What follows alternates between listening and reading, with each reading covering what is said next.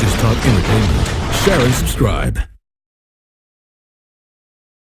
Hey guys, welcome to Entertainment Talk Nation. This is Rob. This video we're going to talk some Godzilla, but this time we're going to talk some 2018. It's been a while since I brought it up, and a lot of you guys have been asking questions about where Rodan fits into the story that I've been describing the last couple of videos. So I'm not going to get into the origins too much, because if you saw my Let's Talk Rodan video, that's kind of my origin story. And to be quite honest, I think Rodan, of all the monsters, is probably the one monster that doesn't have a difficult origin to tell. So we're going to get into the meat and potatoes, and the question is, after everything I've described regarding Ghidorah and Mothra, where does Rodan fit into this? Well, you know, when I think about Rodan, I think this could be one kaiju that could have a pretty interesting debut. So we know that he's a pteranodon, and I think this is the one monster Legendary should bring in with humanity looking at it a little bit differently. He doesn't look like the Muto, which look like aliens. Obviously does not look like Godzilla, but he looks very familiar to humanity. And while humanity still is a little bit skeptical and obviously a little bit scared, they're not as fearful of Rodan because of the familiarity, because he looks like, oh, he looks like he could have been a dinosaur, only larger. He looks like he could have been from, you know, he looks like he could have been a dinosaur that we just haven't found yet. Maybe there's fossils deep in the earth we don't know about, and Rodan turned out to be one of the last remaining living, you know, dinosaur-type pteranodons that we didn't know, that had no idea existed. So now, instead of Rodan being the monster in the movie that causes havoc and that causes issues, they can make us sympathize with this monster. You know, now the humans are chasing him. Humans are going after Rodan, and Rodan can be the monster that has a lot of things to worry about. I would debut him in the third movie, and in this movie, I would make him and Godzilla adversaries, but I would make Rodan the bottom of the food chain in Godzilla's world. Yes, Godzilla hunts Rodan species to feed. And now that he knows Rodan's alive, that's how this starts. And so you couple that with the fact that humans are also after him. Now Rodan has a sense of sympathy. Something that most of these monsters are not going to have. So they duke it out. They fight. And the way I see it happening is, you know, we've seen the Toho movies where Rodan and Godzilla team up. And yeah, they've had their conflicts before, and I kind of want to keep that theme. And I still want them to team up, but it obviously has to happen differently. It can't just be like Mothra or Lava pops up and starts saying, hey, you guys got to get along. And it can't be them communicating some way. It has to be tragic. And I think the best way for this to happen is Ghidorah comes into the play and starts basically kicking both their asses, because that's what Ghidorah does.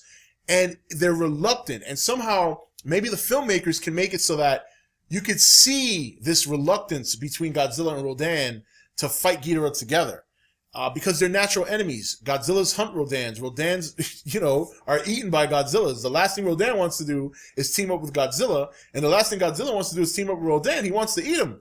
So, and it's a very different, you know, it's funny because that wasn't my original idea. I just thought it would be nice to have one of these monsters have a sympathetic view from the human standpoint, because of the fact, or not the human standpoint in the movie, but us viewers, because of the fact that you can't see Godzilla with sympathy. You know, you can't see Ghidorah with sympathy, Mothra, or the Muto, obviously. So if Rodan was hunted by humans, hunted by Godzilla, and now being, you know, dealt with with Ghidorah, he would be in that position to be one of those characters in the movie that steals the show. Kind of like what Hulk did in the Avengers. You know, he wasn't the main attraction. Iron Man was, and maybe Captain America, but he stole the moments that he was in. Rodan could do the same. And that would be awesome. It would make the movie more exciting. It would make it very nostalgic for obviously the hardcore fans who like when Godzilla and Rodan team up. And I think it would be fun for viewers as well. I mean, Godzilla's been solo the first two movies, so why not have an ally for once? And then a conflicted ally at that. And then on top of that, these are large animals that are just doing their natural thing. This is not natural, so how does it happen? And I think that's the challenge. I think the challenge is displaying this effort to work together in such a way that it's not cheesy. And that's the hard part. And I think it would have to be, you know, out of a surprise. Like, maybe Ghidorah's kicking the shit out of Godzilla, and Rodan comes in and interferes, and Rodan does it because Rodan knows if Godzilla gets killed, Rodan's next. Rodan feels that Godzilla is the best chance they have to win or survive. So it would be interesting if they ever went that route and they would try and display that. And then after that, I would probably have Rodan and Godzilla go their separate ways. Just kind of give each other a look of respect, like, thank you, and you can hunt me later, I'll eat you later, peace out. So, But that's as simple as it is. I don't think you need to get difficult with Rodan. His origin doesn't have to be difficult. Even his storyline doesn't have to be difficult. I mean, they'll probably make him the kind of character that does go out there and wreak havoc. But I don't know. That's just me. I thought it would have been kind of cool to have one of these animals not be so hostile and to give the viewer something different, something unexpected. And then on top of that, the big payoff is that these two enemies reluctantly work together to take down a greater foe. But that's just me. So that's where Rodan would fit into my world. If you want to know more about like his origins and stuff like that, I have a video called Godzilla 2018 Let's Talk Rodan, where I went into a little bit more detail. But outside of that, that's how my trilogy would go. You guys know it now. How I did the Mothra thing, and how I did the Ghidorah thing, and now how I work Rodan into it. And yeah, that's that. Anyway, guys, that's it for this video. This is Rob signing off for ETN, where we don't do news, we just talk entertainment. Take it easy. Thank you for watching ETN. Don't forget to comment, share, and subscribe. Join the nation's Facebook page to meet other subscribers or visit ETN's Facebook page and Twitter page. Links for all are in the description.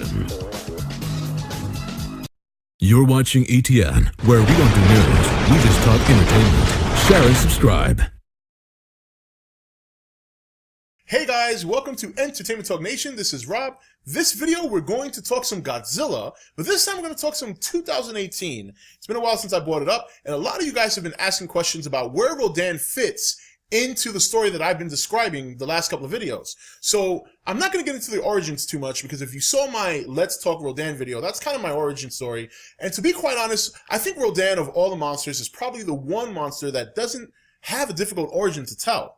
So we're going to get into the meat and potatoes, and the question is, after everything I've described regarding Ghidorah and Mothra, where does Rodan fit into this? Well, you know, when I think about Rodan, I think this could be one kaiju that could have a pretty interesting debut. So